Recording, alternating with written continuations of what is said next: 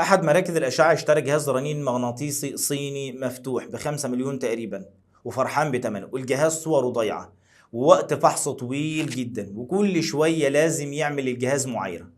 اغلب الدكاتره اللي كانوا بيبعتوا عيانين او مرضى للمركز ده منعوا خالص. صاحب المركز ده لا يقدر يرجع الجهاز للشركه، ولو فكر يبيعه ما يقلش عن 2 مليون خساره في ثمنه. كمان احد الجمعيات الخيريه ما كانش ليها علاقه بالاشاعه خالص، اشترت جهاز اشعه عاديه ب 250 الف جنيه تقريبا، والجهاز حرفيا ورق. اغلب الفحوصات ما بيعملهاش. تسال الشركه اللي لزقته لك تقول لك اصل وفاصل، اصل العيان تخين مثلا، وتطلع لسانه وتقول لك لبست. لانه لو فكر يبيع الجهاز ده ولا ب50 الف جنيه حد يرضى يشتريه. وغيرها من الاخطاء القاتله. الخطأ الصغير ده ممكن يعطل او يوقف نمو مركز اشعه او يقفله خالص. لذلك بنكرر ان الخطأ في مشاريع الاشعه قاتل ومكلف. طيب نويت واستعنت بالله تفتح مركز اشعه، من اين نبدأ؟ تعالوا ندردش شويه.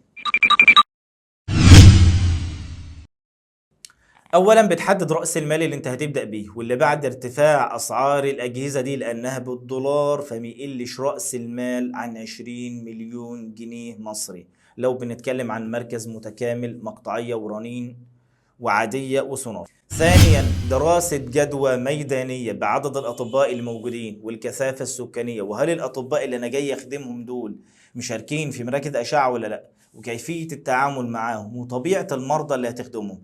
هل مريض يهمه السعر مثلا رقم واحد، ولا الشكل والبرستيج والتعاقدات والعلاقات رقم واحد؟ يعني لو انت مثلا فاتح مركز اشعه في امبابه مثلا في منطقه شعبيه، هل هيبقى زي مثلا لما يكون فاتح مركز اشعه مثلا في زايد او التجمع؟ اكيد لا. فلو هتفتح في منطقه راقيه مثلا يهمهم البدله والكرافته والاسم اكتر شويه، على عكس ما تفتح مثلا في منطقه غلبانه شويه يهمهم السعر رقم واحد، وحد فاهم عقليتهم وسيكولوجيتهم والتعامل معهم. ثانيا الشقه او المكان، وده لازم يا اما تمليك يا اما ايجار 10 سنوات، لان نقل اجهزه الاشاعه مكلف جدا جدا جدا. وفي الغالب بيبقوا شقتين كبار بمساحة تتخطى 300 متر مربع، ومدخل المركز ده او الشقتين دول يكون صالح لعربيات او ترول الاسعاف ولا لا.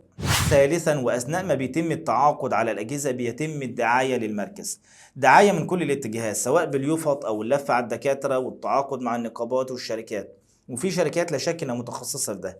يمكن الفيلم الفنكوش وضح الفكرة دي، ان انا بدعي قبل ما ابدأ الدعاية الممولة عن طريق الفيسبوك وغيره. والاخطاء اللي بيقع فيها بعض المراكز دي او المشروعات دي لما بتبدأ انها بتنسى موضوع الدعاية ده، وملهوش ميزانية واضحة عندها، فبيروح عامل يافطتين ويروح باعت 2 بتوع تسويق للدكاترة ويقول لك انا عملت دعاية. طبعا الدعاية زي لعبة البازل، أجزاء بتكمل بعضيها، الفيس والتسويق واليوفط كله ده بيكمل صورة الدعاية، ولازم يكون ليها ميزانية خاصة بيها. وزي ما بيقولوا جنيه دعاية يساوي 100 أرباح بإذن الله تعالى. طيب الأجهزة بتبقى أشعة عادية وأشعة تلفزيونية وأشعة مقطعية ورنين وبانوراما أسنان وجهاز رسم قلب ورسم عضلات ورسم عصب.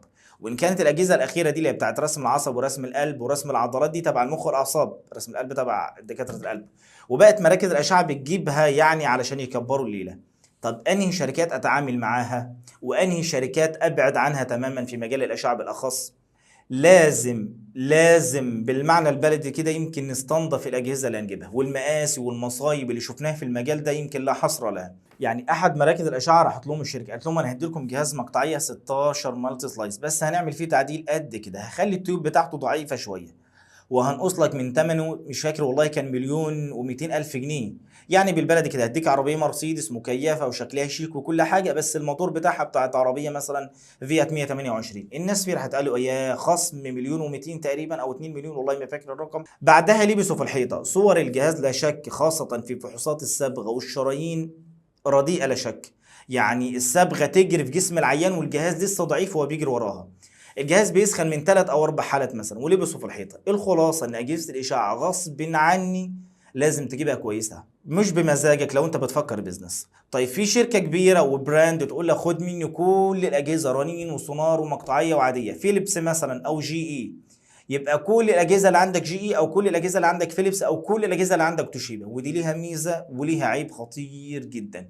الميزه ان بيبقى ده عرض مغري، والعيب الخطير ان 80% من الشركات الكبيره دي ناجحه في حاجه معينه ومتميزه فيها وضعيفه في الباقي، مش لعبتها يعني مثلا فيليبس مثلا متميزه لا شك في الرنين المغناطيسي واجهزه الرنين المغناطيسي، لكنها ضعيفه شويه في المقطعيه.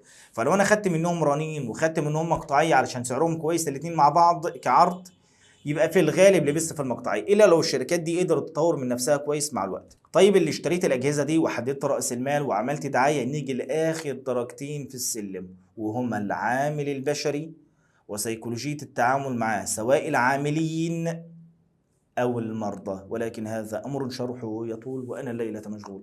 القاكم على خير باذن الله تعالى.